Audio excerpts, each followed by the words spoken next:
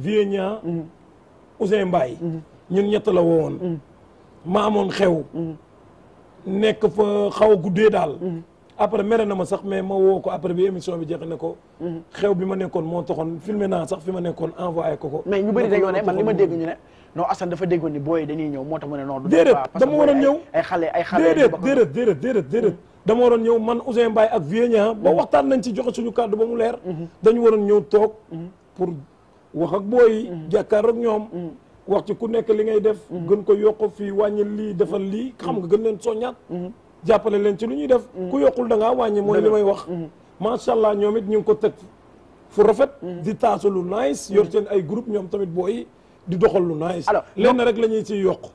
dem jàngiwaat ay taasu voilà fa laa bëgg ñëw alors ñi nga xamante ne ñoom ñoo nekkoon ci plateau bi parce que y avait Lama Ndiaye y avait Ousmane Bongo y avait Assane Bongo Assane Cheikh Bongo bëri woon na ay xale yoo xamante ne ñu ngi ay Karbala Bongo alors ñoom ñëpp gis nga ku nekk ba mu defee ban jàngal nga ci am ku nekk jug na def prestation sénégalais yi indi nañ seen ay critiques ñi indi nañ seen ay analyse yow ban analyse ngay def ci loolu waaw loolu li ma ciy wax mooy Lama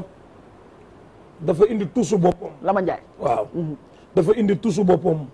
dafa ñëw fekk gars yi waxee fii moom mu ñëw indee fële boo xoolee ambiance am sax ak ambiance u gars yi bokkul moom dafa indi leneen xam naa dafa toog jàngat gars yi gis ni ñoom ñëpp ñoo nduroo même chose même tempo même style waaw même style bi ñuy taasoo yow li kii di taasu da ngay gis kee moom lay taasu am na boo xam ni moom fu ma dem dégg ko may ratatata xam la nii ni kii ratatata ci teg boobu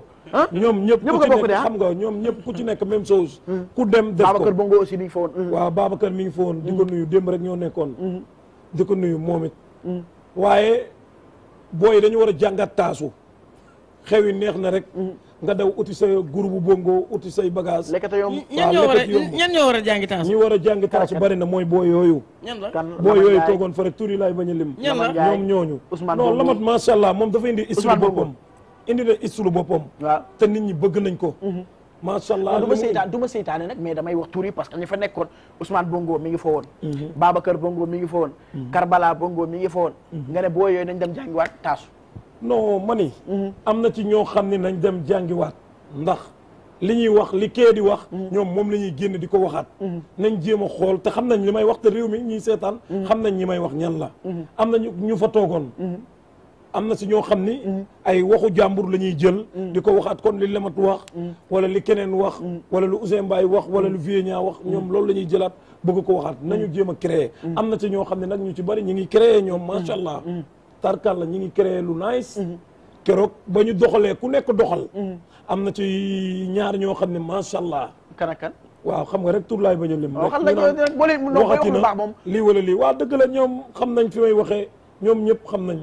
ki ci wax lu jaar yoon xam nga ku ci wax riir xam nga ku ci wax càngat xam nga mais ñaar ñooñu daal nga ñi nekk sa xel daal ñaa ngi leen di féliciter ñaar ñooñu moom macha allah ñëpp a nangul nañ leen ne booy macha allah ak Lamat doxal na macha allah nice Babacar it macha allah Karbala tamit macha allah daal waaw mais ñeneen ñi daal dañ dem jàngi nañ jàngi daal uti ay parole parole dafa am solo parole am solo te parole yombul boo ko amul nit ñi duñ la déglu te booy ay parole lu jàmm rek la ñuy jël après taxaw uti ñaan ñëw taxaw ne mën naa te ku la corriger ñaari yoon sénégalais nanguwul ku koy corriger boo ko corriger ñaari yoon fi nga teg mu ne nag maa soxore mu ne da nga ma soxore waaw patati patata te yow loo xam ne def nga ci ñaata at 17 ans lekk ci lu ne dem si fu ne àdduna yëpp xam la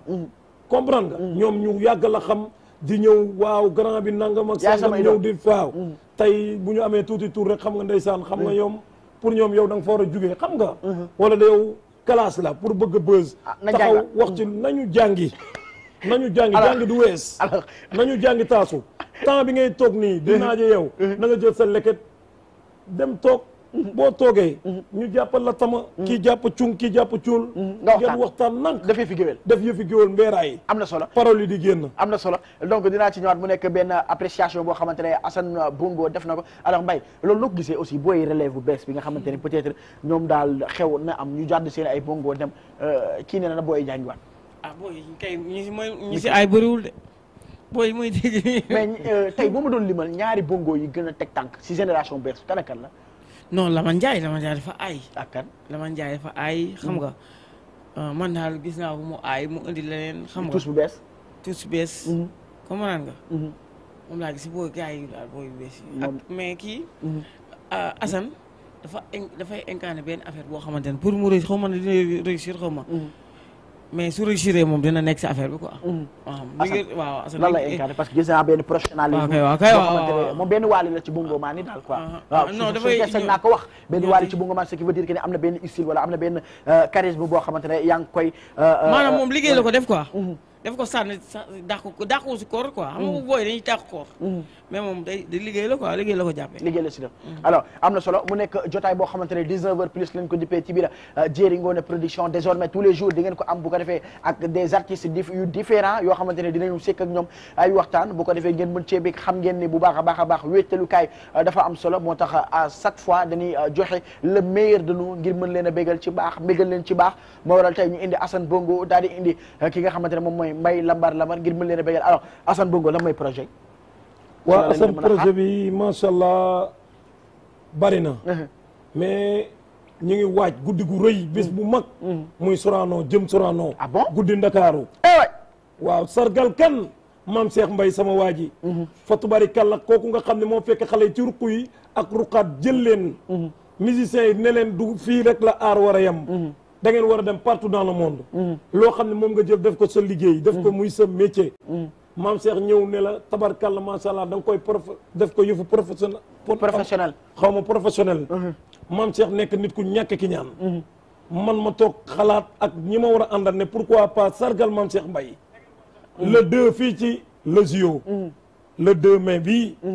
maa woote guddi gu mag. tàkku